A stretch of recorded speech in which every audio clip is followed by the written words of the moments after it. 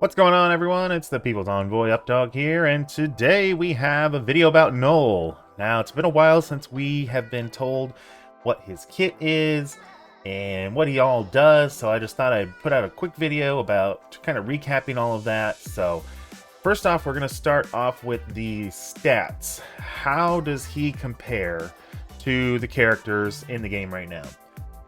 So I did this at level 105, gear 19, everybody at purple, striker 3, 7 red, 7 yellow. Now we're not going to get a 7 red, 7 yellow out the gate for Knull, but we can kind of compare. I'll tell you the numbers.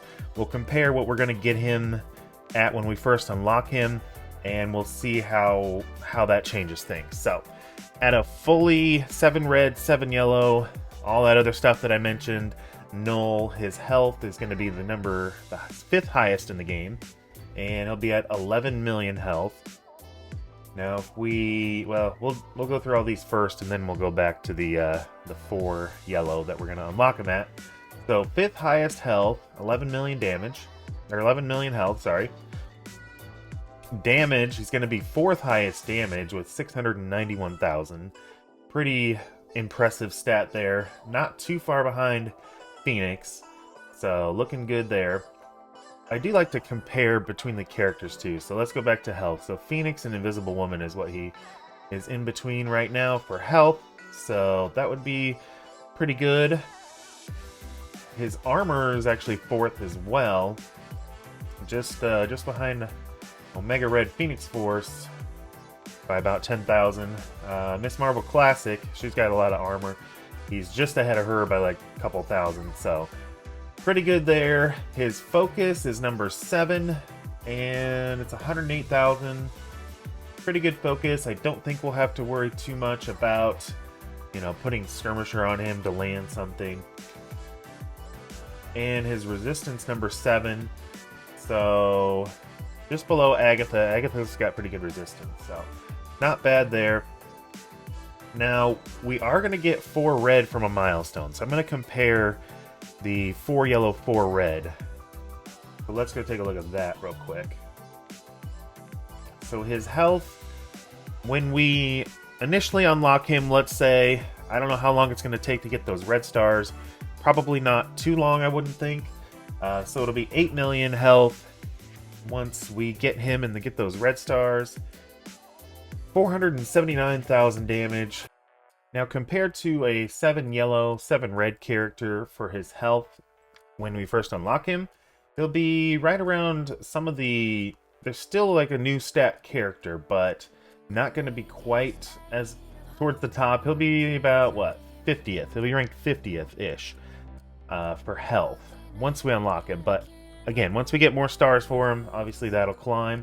His damage was 479,000 at the 4 yellow, 4 red, so that puts him at about 50 as well. So let's just assume it'll be about the 50th best, highest stat character when we first unlock him, but again, he'll get better as we get more stars on him. Let's look at his kit real quick and show you what he can potentially counter. Characters killed by Knull can't be revived, so he's an anti-revive kind of character. Permakill character. And that means on any of his attacks, so it's like for a Black Bolt or Kestrel, so that would be kind of nice. Depending on, where you're seeing him, like if you're using him in Crucible or War, like if there's some revives in War, something like that. So that would be good. Let's see. Defense on spawn, defense up, and +1 darkness to the highest damage character. So darkness is on enemy turn, if that enemy has darkness, mind control that enemy to attack the most injured enemy, and the attack gains 20% damage for each darkness, so the darkness can stack, and at the maximum of 200% damage. So you can get up to 10 darkness on a character. And let's see, darkness, enemies with darkness can't gain speed up, so that'll be pretty important for certain teams. 10% drain and 10% speed for each enemy with darkness, so the more darkness out there, the better. And it is capped at 50%. And it also applies to himself and symbiote allies. So, could be interesting. Hive Mind might be making a return here. Lower damage reduction, damage and resistance by 25% for all enemies with darkness. So, basically weakens the people with darkness. Can't be resisted. So, all good stuff there for sustain and control, basically. So he heals 5% per enemy with darkness. So if you got five characters out on the field, all with darkness, he's healing for 25%. That's pretty good. He's got an assist chance, kind of like Old Man Logan, Odin. So, and it goes up with symbiote allies or villain allies.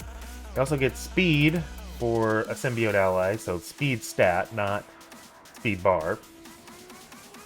And he can't gain trauma, stun, or slow. And he can't have his speed bar reduced.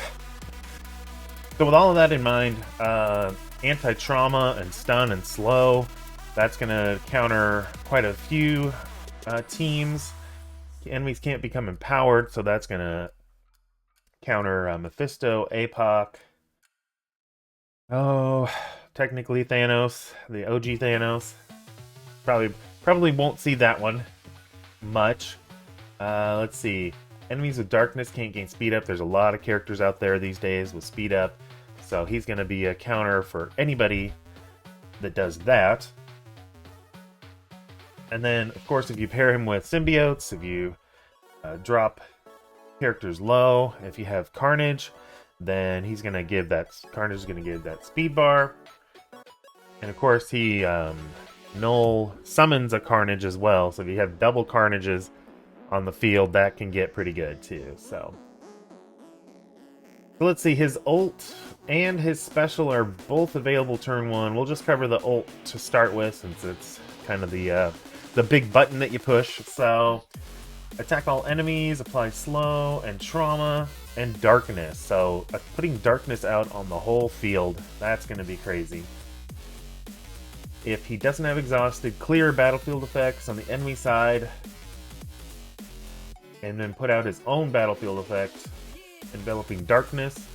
It's unavoidable, so on enemy turn, apply 1 darkness to that enemy, flip immunity, and the end of the turn, apply slow, which is pretty devastating because when you apply slow to somebody with very, very little turn meter, that makes that turn take just forever for them to get that turn again. So this battlefield effect, enveloping darkness, is going to be on the enemy side, so that's going to be something to keep in mind, because there's battlefield effects on the ally side or the enemy side, so that's something to definitely remember. And then there's characters that will remove it on the enemy side or the allied side. So you gotta pay attention to that kind of stuff too. Let's see. So I don't know why they did this, other than maybe for Professor X, because Professor X will actually apply trauma even if the kit says it can't gain trauma.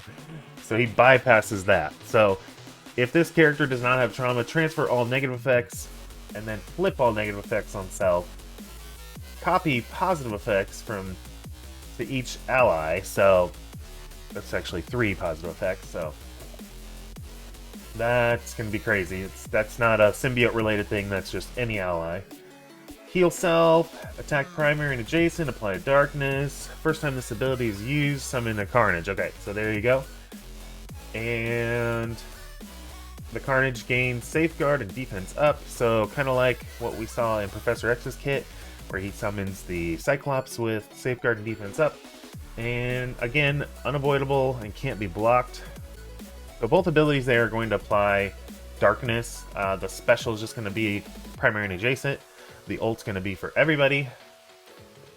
So once you can get that that darkness going, then lots of good things are going to start happening for you. The basic applies darkness as well to the primary target. I'm going to attack primary and adjacents and apply slow. Combine control a random enemy with darkness to attack the most injured enemy, so kind of like a double passive, I guess. So he'll have his passive and he'll have his basic, which do the same thing. So it's kind of a double attack, I guess. So that'll be interesting. And again, can't be... Oh, this one just can't be blocked or dodged. So it's not unavoidable, but can't be blocked or dodged. So if he's blind, then it'll miss. And then one other thing I did want to mention, he has a speed of 127. So that is going... Let's go look at the stats real quick. It's important to know speed. So he is... Let's see. Technically... Okay, so he's on the top of the list for 127. But there's quite a few characters that are 127. We got Blade, Lady Deathstrike, Emma Frost, X-Men, Mephisto, Vol, Captain Marvel, Hank Pym. Man, that's a long list. So just to give you an idea of what other characters he's going to have a tie, a coin flip with. But he does get that extra speed with if he has symbiote allies. So that could be something to push him ahead of some of those other characters. And then one last thing before we go, his ISO class. I think his best ISO class is going to be Striker. He could also be a good Raider, but his Striker, his ISO attack, will also put darkness on the characters if they have an ISO or if they have a vulnerable. So as you heard me explain earlier, the more darkness the better, and the darkness stacks up to 10. So that is my recommendation, Striker for him, or possibly Raider, but Striker looks like a really good candidate. Hope that was a good quick recap for you. Hope you're looking forward to unlocking Knull. What I'm planning on doing is using him just on offense, because I think his stats, they're going to be okay, but I think he'll be easy to get through, depending on the team he's with. If you have him with a couple of symbiotes and like a pre-taunt or something, he might be hard to get to. Or maybe like, let's see, we do a 3-piece Annihilator, Knull, and Carnage, or maybe even Red Goblin. It doesn't say in Knull's kit that he can't be revived, so Red Goblin could be an option there. But let me know what you guys think you're going to do. I think I'm going to save him for offense just for now. Maybe war defense, but like for Crucible, I'll probably do him for offense. I don't know. We'll see. We'll see how it goes. We'll have to see, because the test server, what we've tested, and then the live server, as we saw with Starjammers, may not always be the same. It may not end up working out how we saw it on the test server. So we'll see how it goes. Let me know what you think, and until next time, make sure you spend those resources wisely. We'll see you around.